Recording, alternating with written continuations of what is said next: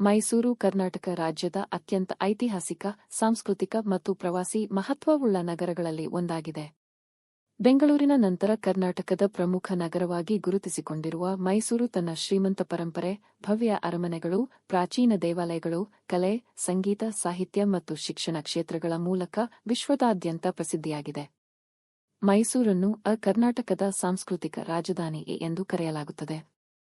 ಏಕೆಂದರೆ ಕನ್ನಡ ಸಂಸ್ಕೃತಿ, ಶಾಸ್ತ್ರೀಯ ಸಂಗೀತ, ನೃತ್ಯ, ಚಿತ್ರಕಲೆ, ಹಬ್ಬಗಳು ಮತ್ತು ಸಂಪ್ರದಾಯಗಳು ಇಲ್ಲಿ ಇಂದಿಗೂ ಜೀವಂತವಾಗಿವೆ.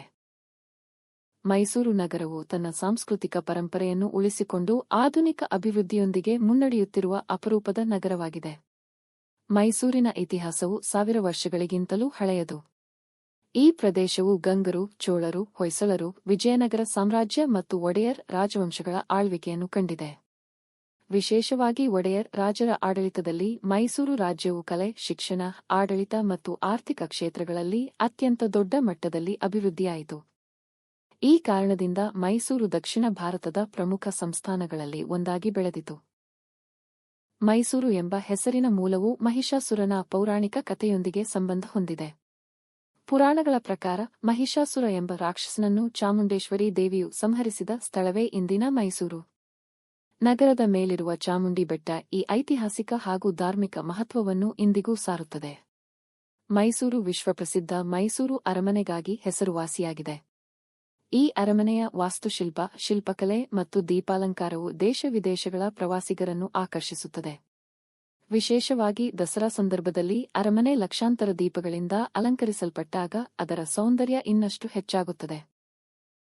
ಮೈಸೂರು ದಸರಾ ಮೈಸೂರಿನ ಅತ್ಯಂತ ಪ್ರಸಿದ್ಧ ಉತ್ಸವವಾಗಿದೆ.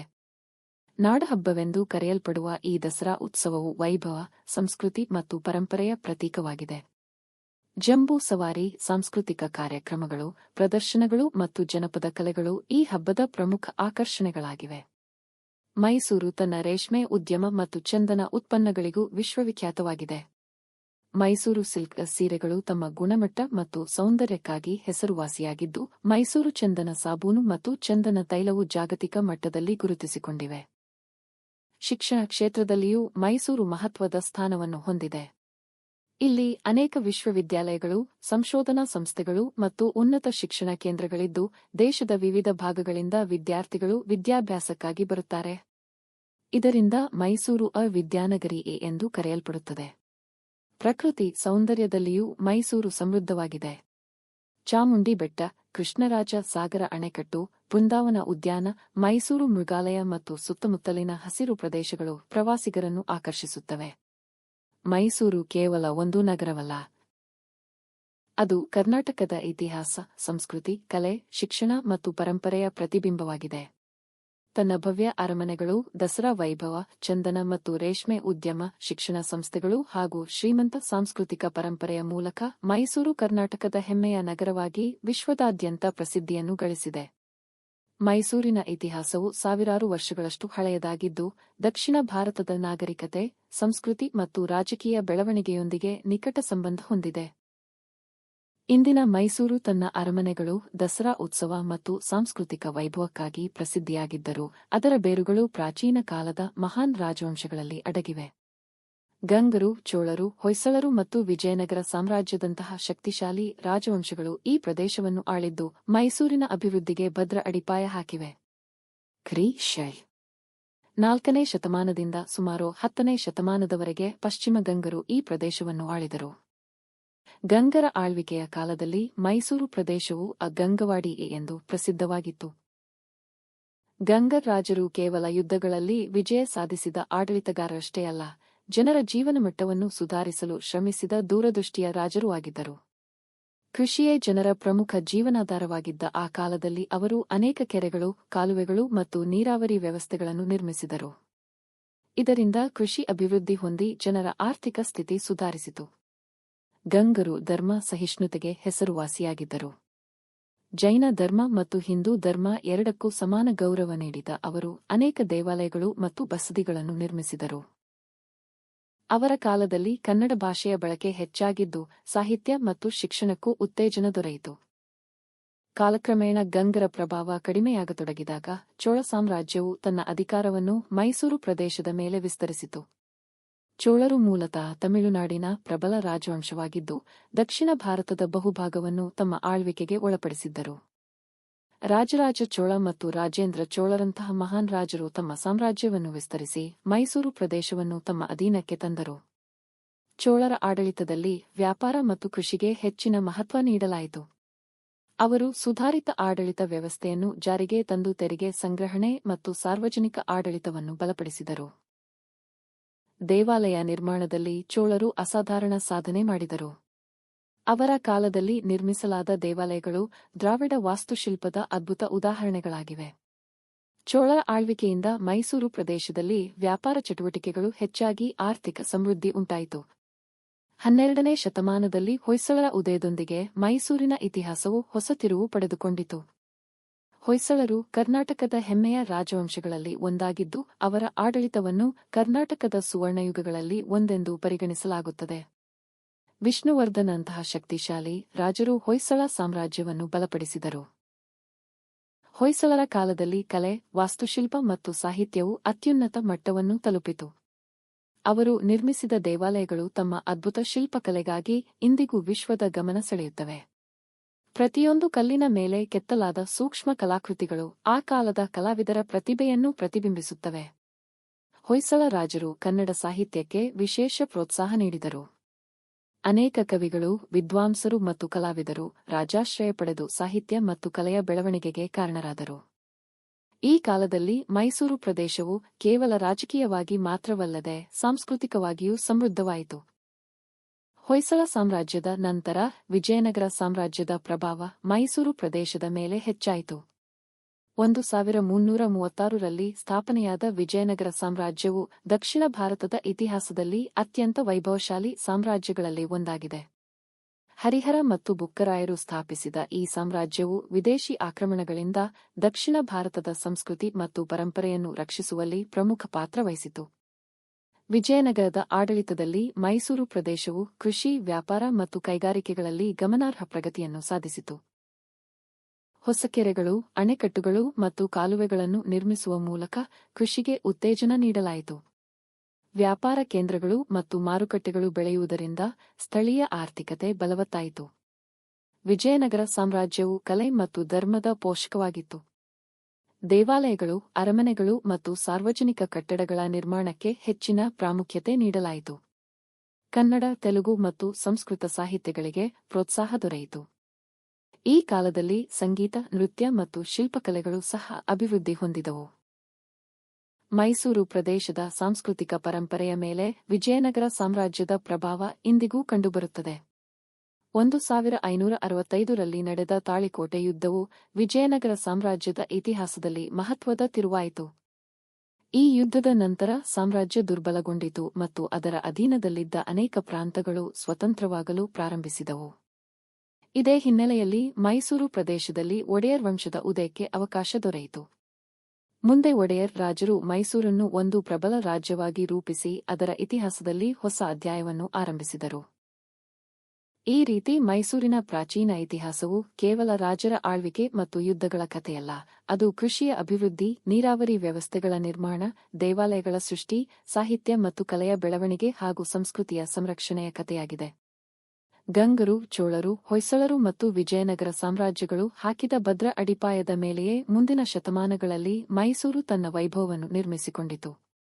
ಇಂದಿನ ಮೈಸೂರು ನಗರವು ತನ್ನ ಐತಿಹಾಸಿಕ ಮಹತ್ವ ಮತ್ತು ಸಾಂಸ್ಕೃತಿಕ ಶ್ರೀಮಂತಿಕೆಯನ್ನು ಉಳಿಸಿಕೊಂಡಿರುವುದಕ್ಕೆ ಈ ಪ್ರಾಚೀನ ರಾಜವಂಶಗಳ ಕೊಡುಗೆ ಅಮೂಲ್ಯವಾಗಿದೆ. ಮೈಸೂರಿನ ಇತಿಹಾಸ ಮತ್ತು ಹೆಸರಿನ ಉಗಮವು ಪುರಾಣಗಳು, ಜನಪದ ಕಥೆಗಳು ಮತ್ತು ಭಕ್ತಿಯೊಂದಿಗೆ ಬೆಸೆದುಕೊಂಡಿದೆ.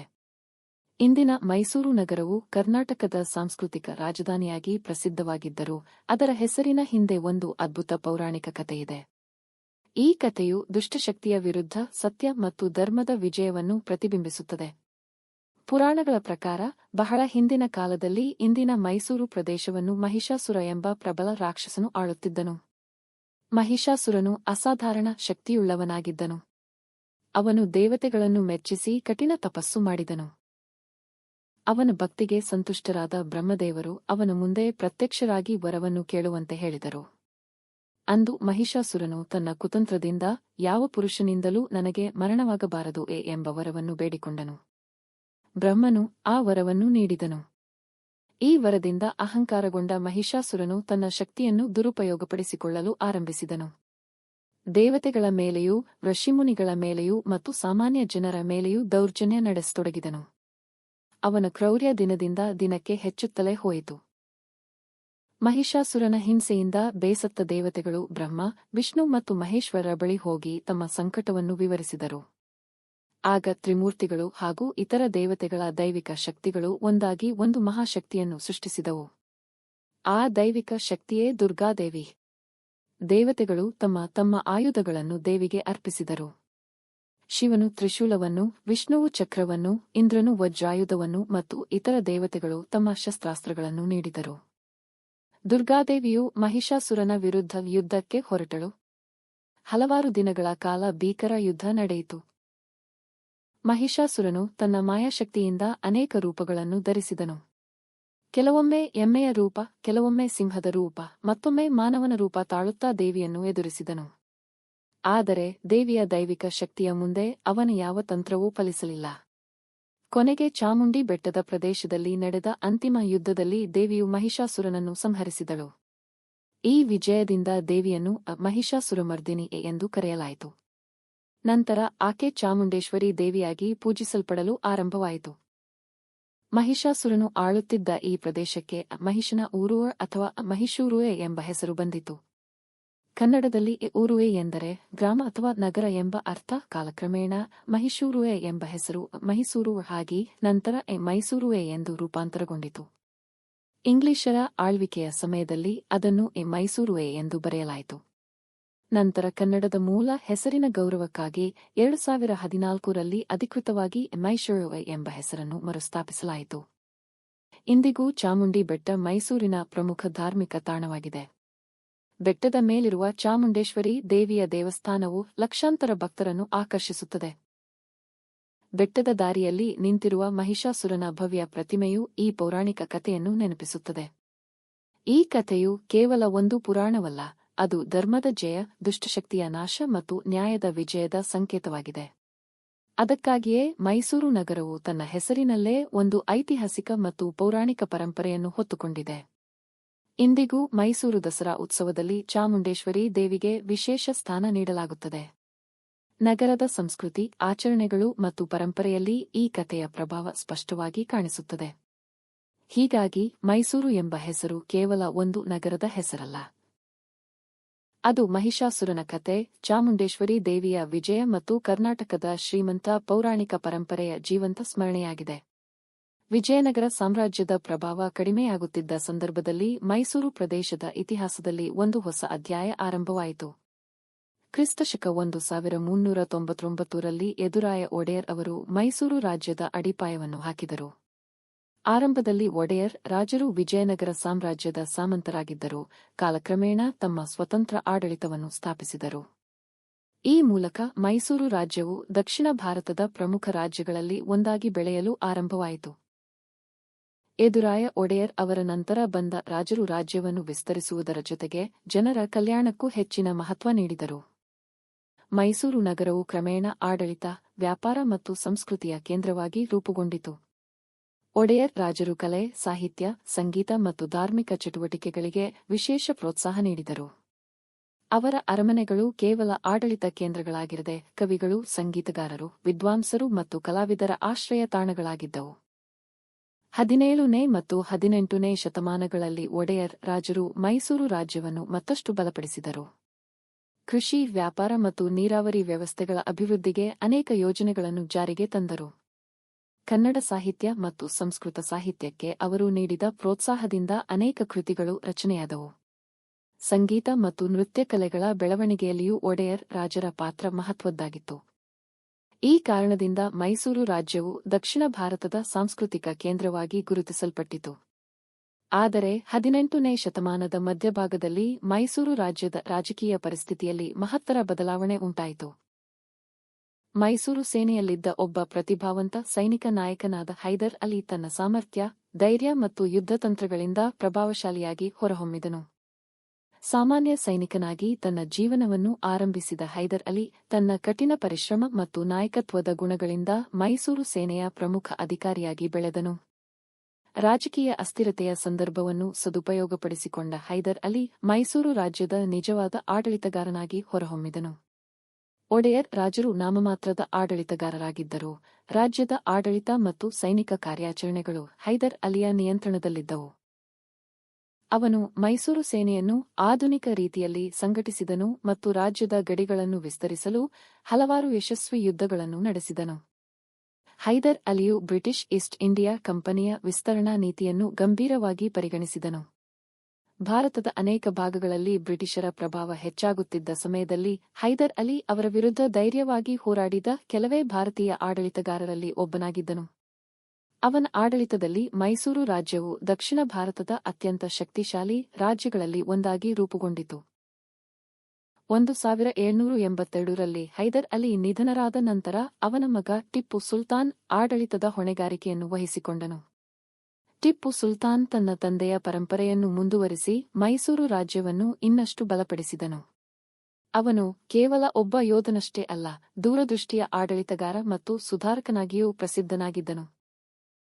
ಟಿಪ್ಪು ಸುಲ್ತಾನ್ ರಾಜ್ಯದ ಆಡಳಿತ ವ್ಯವಸ್ಥೆಯಲ್ಲಿ ಅನೇಕ ಬದಲಾವಣೆಗಳನ್ನು ಜಾರಿಗೆ ತಂದನು. ತೆರಿಗೆ ವ್ಯವಸ್ಥೆಯನ್ನು ಸುಧಾರಿಸಿದನು, ಕೃಷಿ ಮತ್ತು ವ್ಯಾಪಾರಕ್ಕೆ ಉತ್ತೇಜನ ನೀಡಿದನು ಹಾಗೂ ಕೈಗಾರಿಕೆಗಳ ಬೆಳವಣಿಗೆಗೆ ಸಹಕಾರ ನೀಡಿದನು. ವಿದೇಶಿ ರಾಷ್ಟ್ರಗಳೊಂದಿಗೆ ವ್ಯಾಪಾರ ಸಂಬಂಧಗಳನ್ನು ಬೆಳೆಸಲು ಪ್ರಯತ್ನಿಸಿದನು. ಫ್ರಾನ್ಸ್, ಟರ್ಕಿ ಮತ್ತು ಅರಬ್ ರಾಷ್ಟ್ರಗಳೊಂದಿಗೆ ಸಂಪರ್ಕ ಸಾಧಿಸಿ ಮೈಸೂರು ರಾಜ್ಯದ ಆರ್ಥಿಕತೆಯನ್ನು ಬಲಪಡಿಸಲು ಯತ್ನಿಸಿದನು. ಟಿಪ್ಪು ಸುಲ್ತಾನನ ಅತ್ಯಂತ ಗಮನಾರ್ಹ ಸಾಧನೆಗಳಲ್ಲಿ ಒಂದಾದುದು ಸೈನಿಕ ತಂತ್ರಜ್ಞಾನದಲ್ಲಿನ ಅವನ ಆಸಕ್ತಿ. ಅವನು ರಾಕೆಟ್ ತಂತ್ರಜ್ಞಾನವನ್ನು ಯುದ್ಧಗಳಲ್ಲಿ ಪರಿಣಾಮಕಾರಿಯಾಗಿ ಬಳಸಿದನು. ಮೈಸೂರು ಸೇನೆ ಬಳಸಿದ ಈ ರಾಕೆಟ್ಗಳು ಆ ಕಾಲದಲ್ಲಿ ಅತ್ಯಾಧುನಿಕವಾಗಿದ್ದು, ನಂತರ ಬ್ರಿಟಿಷರು ಅವುಗಳನ್ನು ಅಧ್ಯಯನ ಮಾಡಿ ತಮ್ಮ ಸೇನೆಯಲ್ಲಿ ಅಳವಡಿಸಿಕೊಂಡರು. ಬ್ರಿಟಿಷರ ವಿರುದ್ಧ ಟಿಪ್ಪು ಸುಲ್ತಾನ್ 4 ಆಂಗ್ಲ-ಮೈಸೂರು ಯುದ್ಧಗಳನ್ನು ನಡೆಸಿದನು. ತನ್ನ ರಾಜ್ಯದ ಸ್ವಾತಂತ್ರ್ಯವನ್ನು ಕಾಪಾಡಿಕೊಳ್ಳಲು ಅವನು ಕೊನೆಯ ಕ್ಷಣದವರೆಗೂ ಹೋರಾಡಿದನು. ಅವನ ಧೈರ್ಯ, ದೇಶಪ್ರೇಮ ಮತ್ತು ಹೋರಾಟದ ಮನೋಭಾವದಿಂದ ಅವನಿಗೆ ಮೈಸೂರಿನ ಹುಲಿಯೇ ಎಂಬ ಬಿರುದು ದೊರೆಯಿತು. ಈ ಬಿರುದು ಕೇವಲ ಒಂದು ಹೆಸರಲ್ಲ, ಅದು ಅವನ ನಿರ್ಭೀತ ನಾಯಕತ್ವದ ಸಂಕೇತವಾಗಿತ್ತು. 1799ರಲ್ಲಿ ನಡೆದ 4ನೇ ಆಂಗ್ಲ-ಮೈಸೂರು ಯುದ್ಧದ ವೇಳೆ ಶ್ರೀರಂಗಪಟ್ಟಣ ಕೋಟೆಯಲ್ಲಿ ಟಿಪ್ಪು ಸುಲ್ತಾನ್ ವೀರಮರಣ ಹೊಂದಿದನು. ತನ್ನ ರಾಜ್ಯವನ್ನು ರಕ್ಷಿಸುವ ಹೋರಾಟದಲ್ಲಿ ಕೊನೆಯ ಉಸಿರಿನವರೆಗೂ ಹೋರಾಡಿದ ಅವನು ಭಾರತೀಯ ಇತಿಹಾಸದಲ್ಲಿ ಶೌರ್ಯ ಮತ್ತು ತ್ಯಾಗದ ಪ್ರತೀಕವಾಗಿ ಉಳಿದಿದ್ದಾನೆ. ಟಿಪ್ಪು ಸುಲ್ತಾನನ ಮರಣದ ನಂತರ ಬ್ರಿಟಿಷರು ಮೈಸೂರು ರಾಜ್ಯದ ಮೇಲೆ ತಮ್ಮ ಪ್ರಭಾವವನ್ನು ಸ್ಥಾಪಿಸಿದರು. ಆದರೆ ಅವರು ಒಡೆಯರ್ ವಂಶವನ್ನು ಮತ್ತೆ ಆಡಳಿತಕ್ಕೆ ಕರೆತಂದು ಮೈಸೂರು ರಾಜ್ಯವನ್ನು ಸಂಸ್ಥಾನವಾಗಿ ಮುಂದುವರಿಸಿದರು. ನಂತರದ ಒಡೆಯರ್ ರಾಜರು ಶಿಕ್ಷಣ, ಕೈಗಾರಿಕೆ, ವಿದ್ಯುತ್, ರೈಲು ಮಾರ್ಗ ಮತ್ತು ಸಾರ್ವಜನಿಕ ಅಭಿವೃದ್ಧಿ ಕಾರ್ಯಗಳಿಗೆ ಮಹತ್ವ ನೀಡಿ ಮೈಸೂರನ್ನು ಭಾರತದ ಅತ್ಯಂತ ಪ್ರಗತಿಪರ ಸಂಸ್ಥಾನಗಳಲ್ಲಿ ಒಂದಾಗಿ ರೂಪಿಸಿದರು. ಈ ರೀತಿಯಾಗಿ ಒಡೆಯರ್ ವಂಶ, ಹೈದರ್ ಅಲಿ ಮತ್ತು ಟಿಪ್ಪು ಸುಲ್ತಾನರ ಆಡಳಿತವು ಮೈಸೂರಿನ ಇತಿಹಾಸದಲ್ಲಿ ಸುವರ್ಣ ಅಧ್ಯಾಯವಾಗಿದೆ. ಒಡೆಯರ್ ರಾಜರು ಮೈಸೂರಿನ ಸಾಂಸ್ಕೃತಿಕ ಮತ್ತು ಶೈಕ್ಷಣಿಕ ಅಭಿವೃದ್ಧಿಗೆ ಅಡಿಪಾಯ ಹಾಕಿದರೆ, ಹೈದರ್ ಅಲಿ ಮತ್ತು ಟಿಪ್ಪು ಸುಲ್ತಾನ್ ಅದರ ರಾಜಕೀಯ ಮತ್ತು ಸೈನಿಕ ಶಕ್ತಿಯನ್ನು ಹೆಚ್ಚಿಸಿದರು. ಅವರ ಕೊಡುಗೆಗಳಿಂದ ಮೈಸೂರು ದಕ್ಷಿಣ ಭಾರತದ ಪ್ರಮುಖ ರಾಜ್ಯವಾಗಿ ಬೆಳೆಯಿತು ಮತ್ತು ಇಂದಿಗೂ ಅವರ ಪರಂಪರೆ ಕರ್ನಾಟಕದ ಇತಿಹಾಸದಲ್ಲಿ ಅಮರವಾಗಿದೆ. 1799ನೇ ವರ್ಷ ಮೈಸೂರಿನ ಇತಿಹಾಸದಲ್ಲಿ ಒಂದು ಮಹತ್ವದ ತಿರುವನ್ನು ತಂದಿತು. 4ನೇ ಆಂಗ್ಲ-ಮೈಸೂರು ಯುದ್ಧದಲ್ಲಿ ಟಿಪ್ಪು ಸುಲ್ತಾನ್ ವೀರಮರಣ ಹೊಂದಿದ ನಂತರ ದಕ್ಷಿಣ ಭಾರತದ ರಾಜಕೀಯ ಪರಿಸ್ಥಿತಿಯಲ್ಲಿ ದೊಡ್ಡ ಬದಲಾವಣೆ ಉಂಟಾಯಿತು. ಶ್ರೀರಂಗಪಟ್ಟಣದ ಪತನದೊಂದಿಗೆ ಮೈಸೂರು ರಾಜ್ಯದ ಮೇಲಿನ ಬ್ರಿಟಿಷರ ಪ್ರಭಾವ ಹೆಚ್ಚಾಯಿತು. ಟಿಪ್ಪು ಸುಲ್ತಾನನ ಮರಣದ ನಂತರ ಬ್ರಿಟಿಷ್ ಈಸ್ಟ್ ಇಂಡಿಯಾ ಕಂಪನಿಯು ಮೈಸೂರು ರಾಜ್ಯದ ಸಂಪೂರ್ಣ ನಿಯಂತ್ರಣವನ್ನು ತನ್ನ ಕೈಗೆ ತೆಗೆದುಕೊಂಡಿತು. ಆದರೆ ಬ್ರಿಟಿಷರು ಮೈಸೂರು ರಾಜ್ಯವನ್ನು ನೇರವಾಗಿ ತಮ್ಮ ಆಡಳಿತಕ್ಕೆ ಸೇರಿಸಿಕೊಳ್ಳಲಿಲ್ಲ. ಬದಲಾಗಿ ಮೈಸೂರು ರಾಜ್ಯದ ಪಾರಂಪರಿಕ ಆಡಳಿತಗಾರರಾಗಿದ್ದ ಒಡೆಯರ್ ವಂಶವನ್ನು ಮತ್ತೆ ಅಧಿಕಾರಕ್ಕೆ ತಂದರು. ಆಗ ಕೇವಲ 5 ವರ್ಷದ ಬಾಲಕನಾಗಿದ್ದ ಕೃಷ್ಣರಾಜ ಒಡೆಯರ್ ಮೂರನೆಯನ್ನು ಮೈಸೂರು ಸಿಂಹಾಸನದ ಮೇಲೆ ಕೂರಿಸಲಾಯಿತು.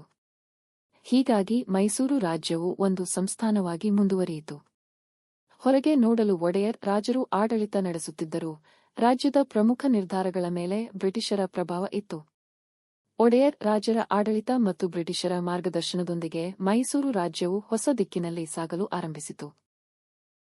ಯುದ್ಧಗಳು ಮತ್ತು ರಾಜಕೀಯ ಅಸ್ಥಿರತೆಯಿಂದ ಹೊರಬಂದ ರಾಜ್ಯದಲ್ಲಿ ಶಾಂತಿ ಮತ್ತು ಸ್ಥಿರತೆ ನೆಲೆಸಿತು.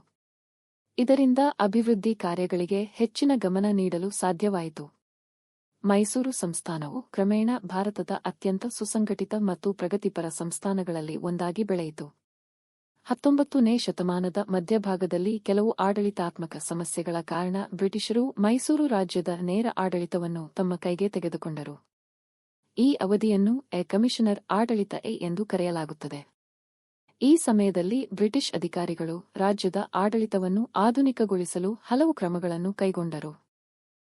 ರಸ್ತೆ ನಿರ್ಮಾಣ, ಭೂಮಾಪನ, ತೆರಿಗೆ ಸುಧಾರಣೆ ಮತ್ತು ಕಾನೂನು ವ್ಯವಸ್ಥೆಗಳ ಅಭಿವೃದ್ಧಿಗೆ ಒತ್ತು ನೀಡಲಾಯಿತು. 1881ರಲ್ಲಿ ನಡೆದ ರೆಂಡಿಷನ್ ಎಂಬ ಐತಿಹಾಸಿಕ ಘಟನೆಯ ಮೂಲಕ ಮೈಸೂರು ರಾಜ್ಯದ ಆಡಳಿತವನ್ನು ಮತ್ತೆ ಒಡೆಯರ್ ವಂಶಕ್ಕೆ ಹಸ್ತಾಂತರಿಸಲಾಯಿತು. ಈ ಘಟನೆಯು ಮೈಸೂರಿನ ಇತಿಹಾಸದಲ್ಲಿ ಮಹತ್ವದ ಮೈಲಿಗಲ್ಲಾಯಿತು. ನಂತರ ಆಡಳಿತ ವಹಿಸಿಕೊಂಡ ಒಡೆಯರ್ ರಾಜರು ಮತ್ತು ಅವರ ಸಮರ್ಥ ದಿವಾನರು ರಾಜ್ಯವನ್ನು ಅಭಿವೃದ್ಧಿಯ ಹೊಸ ಎತ್ತರಗಳಿಗೆ ಕೊಂಡೊಯ್ದರು. ವಿಶೇಷವಾಗಿ ನಾಲ್ವಡಿ ಕೃಷ್ಣರಾಜ ಒಡೆಯರ್ ಅವರ ಆಡಳಿತವನ್ನು ಮೈಸೂರಿನ ಸುವರ್ಣಯುಗ ಎಂದು ಕರೆಯಲಾಗುತ್ತದೆ. ಅವರು ಪ್ರಗತಿಪರ ಚಿಂತನೆಗಳನ್ನು ಹೊಂದಿದ್ದ ರಾಜರಾಗಿದ್ದರು. ಅವರ ಕಾಲದಲ್ಲಿ ಶಿಕ್ಷಣ, ಆರೋಗ್ಯ, ಕೃಷಿ, ಕೈಗಾರಿಕೆ ಮತ್ತು ಸಾರ್ವಜನಿಕ ಆಡಳಿತ ಕ್ಷೇತ್ರಗಳಲ್ಲಿ ಅಪೂರ್ವ ಅಭಿವೃದ್ಧಿ ಕಂಡುಬಂದಿತು. ಮೈಸೂರು ಸಂಸ್ಥಾನವು ಭಾರತದಲ್ಲೇ ಅತ್ಯುತ್ತಮವಾಗಿ ಆಡಳಿತ ನಡೆಸಲ್ಪಡುವ ರಾಜ್ಯಗಳಲ್ಲಿ ಒಂದೆಂದು ಹೆಸರಾಯಿತು. ಶಿಕ್ಷಣ ಕ್ಷೇತ್ರದಲ್ಲಿ ಮಹತ್ತರ ಕ್ರಾಂತಿ ಸಂಭವಿಸಿತು. ಹೊಸ ಶಾಲೆಗಳು ಮತ್ತು ಕಾಲೇಜುಗಳನ್ನು ಸ್ಥಾಪಿಸಲಾಯಿತು. ಮಹಿಳಾ ಶಿಕ್ಷಣಕ್ಕೂ ಉತ್ತೇಜನ ನೀಡಲಾಯಿತು. 1916ರಲ್ಲಿ ಸ್ಥಾಪನೆಯಾದ ಯೂನಿವರ್ಸಿಟಿ ಆಫ್ ಮೈಸೂರು ಭಾರತದಲ್ಲಿನ ಅತ್ಯಂತ ಹಳೆಯ ವಿಶ್ವವಿದ್ಯಾಲಯಗಳಲ್ಲಿ ಒಂದಾಗಿದೆ. ಈ ವಿಶ್ವವಿದ್ಯಾಲಯವು ಕರ್ನಾಟಕದ ಉನ್ನತ ಶಿಕ್ಷಣದ ಬೆಳವಣಿಗೆಯಲ್ಲಿ ಪ್ರಮುಖ ಪಾತ್ರ ವಹಿಸಿತು. ಸಾರಿಗೆ ಕ್ಷೇತ್ರದಲ್ಲಿಯೂ ಗಮನಾರ್ಹ ಪ್ರಗತಿ ಕಂಡುಬಂತು. ಮೈಸೂರು ಮತ್ತು ಇತರ ನಗರಗಳನ್ನು ಸಂಪರ್ಕಿಸುವ ರಸ್ತೆಗಳನ್ನು ನಿರ್ಮಿಸಲಾಯಿತು. ರೈಲು ಮಾರ್ಗಗಳ ಅಭಿವೃದ್ಧಿಯಿಂದ ವ್ಯಾಪಾರ ಮತ್ತು ಸಂಚಾರ ಸುಲಭವಾಯಿತು. ಜನರು ದೂರದ ಪ್ರದೇಶಗಳಿಗೆ ವೇಗವಾಗಿ ಪ್ರಯಾಣಿಸಲು ಸಾಧ್ಯವಾಯಿತು ಮತ್ತು ಮಾರುಕಟ್ಟೆಗಳ ನಡುವಿನ ಸಂಪರ್ಕ ಹೆಚ್ಚಾಯಿತು. ಕೃಷಿ ಮತ್ತು ನೀರಾವರಿ ಕ್ಷೇತ್ರಗಳ ಅಭಿವೃದ್ಧಿಗೂ ಹೆಚ್ಚಿನ ಪ್ರಾಮುಖ್ಯತೆ ನೀಡಲಾಯಿತು. ಅಣೆಕಟ್ಟುಗಳು, ಕೆರೆಗಳು ಮತ್ತು ಕಾಲುವೆಗಳ ನಿರ್ಮಾಣದ ಮೂಲಕ ಕೃಷಿಗೆ ನೀರಿನ ಪೂರೈಕೆ ಸುಧಾರಿಸಲಾಯಿತು. ಇದರ ಪರಿಣಾಮವಾಗಿ ರೈತರ ಉತ್ಪಾದನೆ ಹೆಚ್ಚಾಗಿ ರಾಜ್ಯದ ಆರ್ಥಿಕತೆ ಬಲವತ್ತಾಯಿತು. ಕೈಗಾರಿಕಾ ಕ್ಷೇತ್ರದಲ್ಲಿಯೂ ಮೈಸೂರು ರಾಜ್ಯವು ಮುಂಚೂಣಿಯಲ್ಲಿತ್ತು. ವಿದ್ಯುತ್ ಉತ್ಪಾದನೆ, ರೇಷ್ಮೆ ಉದ್ಯಮ, ಚಂದನ ಉತ್ಪನ್ನಗಳು ಮತ್ತು ಸಣ್ಣ ಕೈಗಾರಿಕೆಗಳ ಅಭಿವೃದ್ಧಿಗೆ ಸರ್ಕಾರ ಬೆಂಬಲ ನೀಡಿತು. ಶಿವನಸಮುದ್ರ ಜಲವಿದ್ಯುತ್ ಯೋಜನೆಯ ಮೂಲಕ ಏಷ್ಯಾದಲ್ಲಿಯೇ ಮೊದಲ ಜಲವಿದ್ಯುತ್ ಯೋಜನೆಗಳಲ್ಲಿ ಒಂದನ್ನು ಸ್ಥಾಪಿಸಲಾಯಿತು. ಇದರಿಂದ ಮೈಸೂರು ರಾಜ್ಯವು ವಿದ್ಯುತ್ ಬಳಕೆಯಲ್ಲಿ ದೇಶದ ಇತರ ಪ್ರದೇಶಗಳಿಗಿಂತ ಮುಂಚೂಣಿಯಲ್ಲಿತ್ತು. ಆರೋಗ್ಯ ಸೇವೆಗಳು ಮತ್ತು ಸಾರ್ವಜನಿಕ ಕಲ್ಯಾಣ ಯೋಜನೆಗಳಲ್ಲಿಯೂ ಗಣನೀಯ ಪ್ರಗತಿ ಕಂಡುಬಂತು. ಆಸ್ಪತ್ರೆಗಳು, ಕುಡಿಯುವ ನೀರಿನ ವ್ಯವಸ್ಥೆಗಳು ಮತ್ತು ಸಾರ್ವಜನಿಕ ಆರೋಗ್ಯ ಕಾರ್ಯಕ್ರಮಗಳನ್ನು ಜಾರಿಗೆ ತರಲಾಯಿತು. ಇದರಿಂದ ಜನರ ಜೀವನಮಟ್ಟ ಸುಧಾರಿಸಿತು.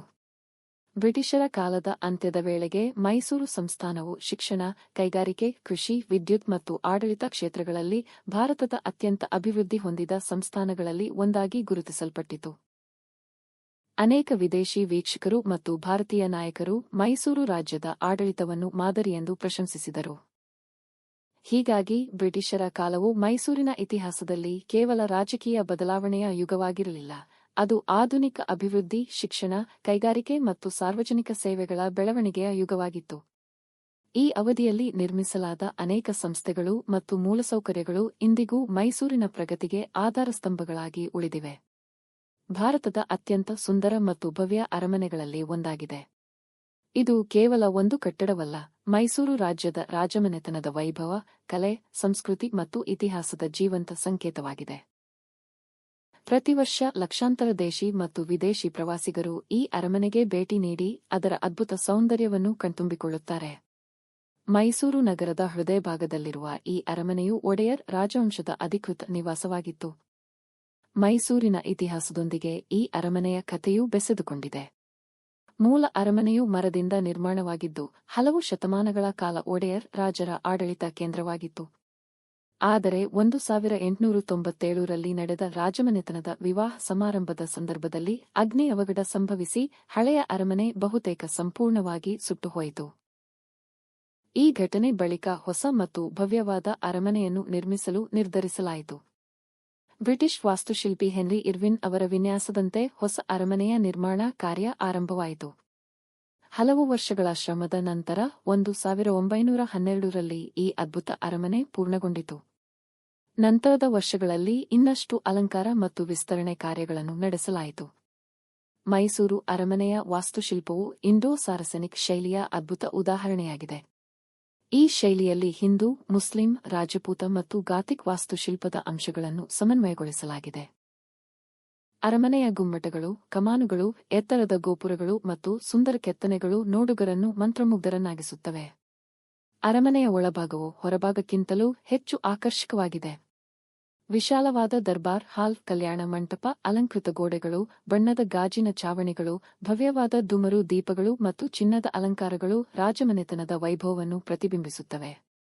ಗೋಡೆಗಳ ಮೇಲಿರುವ ಚಿತ್ರಗಳು ಒಡೆಯರ್ ರಾಜವಂಶದ ಇತಿಹಾಸ, ದಸರಾ ಉತ್ಸವ ಮತ್ತು ರಾಜಮನೆತನದ ಜೀವನವನ್ನು ಚಿತ್ರಿಸುತ್ತವೆ. ಅರಮನೆಯ ಅತ್ಯಂತ ಅಮೂಲ್ಯ ಸಂಪತ್ತಿನಲ್ಲಿ ಚಿನ್ನದ ಸಿಂಹಾಸನವು ಪ್ರಮುಖವಾಗಿದೆ. ದಸರಾ ಸಂದರ್ಭದಲ್ಲಿ ಈ ಸಿಂಹಾಸನವನ್ನು ವಿಶೇಷವಾಗಿ ಜೋಡಿಸಲಾಗುತ್ತದೆ.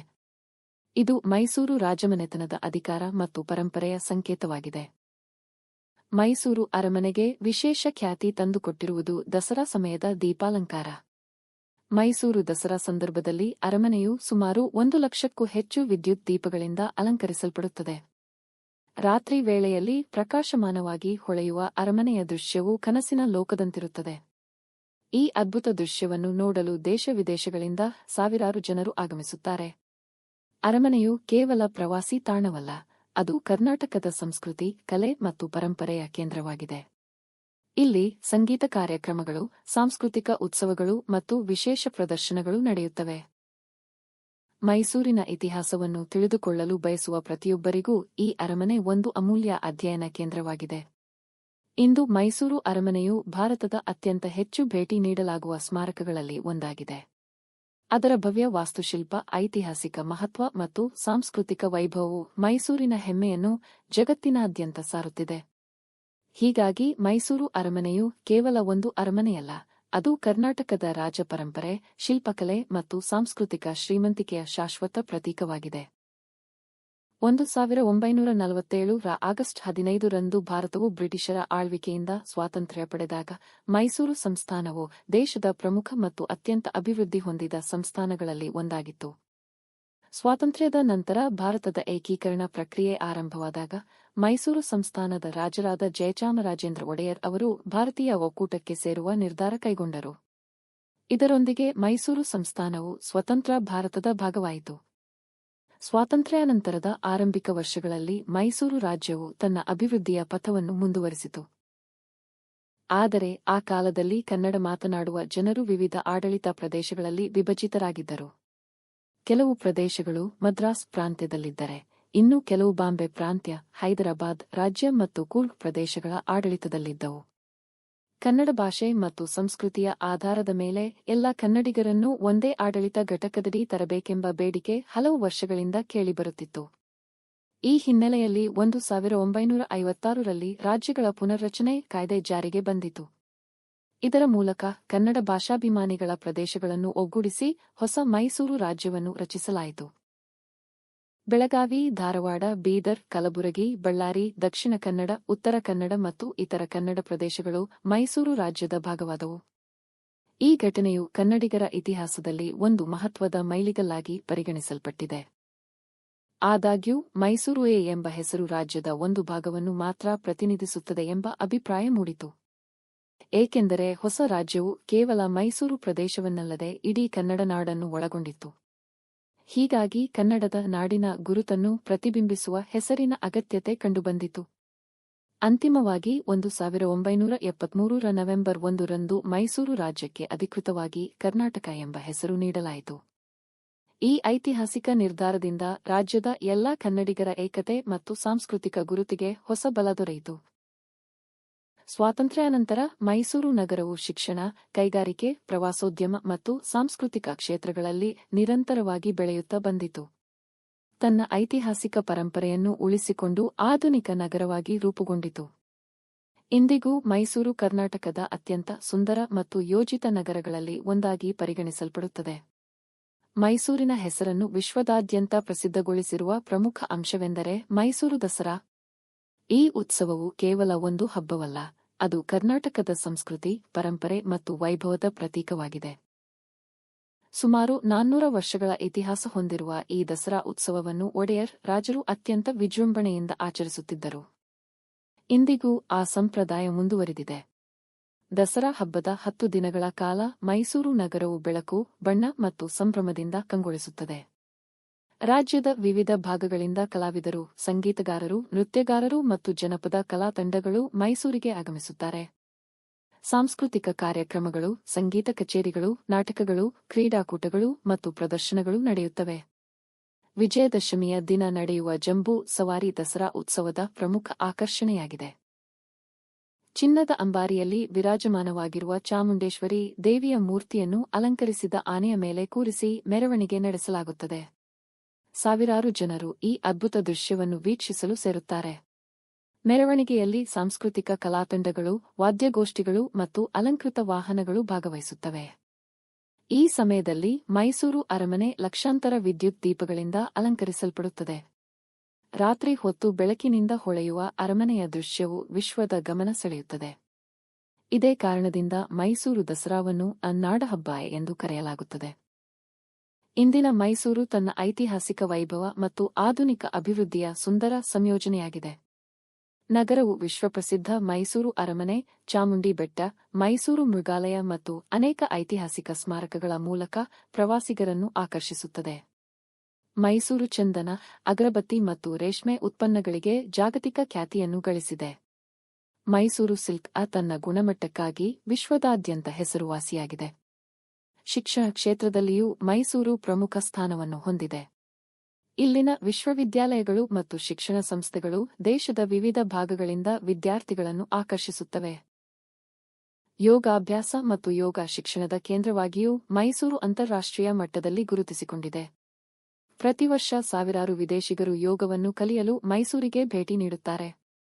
ಹೀಗೆ ಸ್ವಾತಂತ್ರ್ಯಾನಂತರದ ಅಭಿವೃದ್ಧಿ, ವಿಶ್ವವಿಖ್ಯಾತ ದಸರಾ ಉತ್ಸವ, ಐತಿಹಾಸಿಕ ಪರಂಪರೆ, ಶಿಕ್ಷಣ, ಯೋಗ, ರೇಷ್ಮೆ ಮತ್ತು ಚಂದನದ ಮೂಲಕ ಮೈಸೂರು ಇಂದಿಗೂ ಕರ್ನಾಟಕದ ಸಾಂಸ್ಕೃತಿಕ ರಾಜಧಾನಿಯಾಗಿ ತನ್ನ ವಿಶಿಷ್ಟ ಸ್ಥಾನವನ್ನು ಉಳಿಸಿಕೊಂಡಿದೆ. ಇದು ಕೇವಲ ಒಂದು ನಗರವಲ್ಲ, ಇತಿಹಾಸ, ಸಂಸ್ಕೃತಿ, ಪರಂಪರೆ ಮತ್ತು ಪ್ರಗತಿಯ ಜೀವಂತ ಪ್ರತೀಕವಾಗಿದೆ.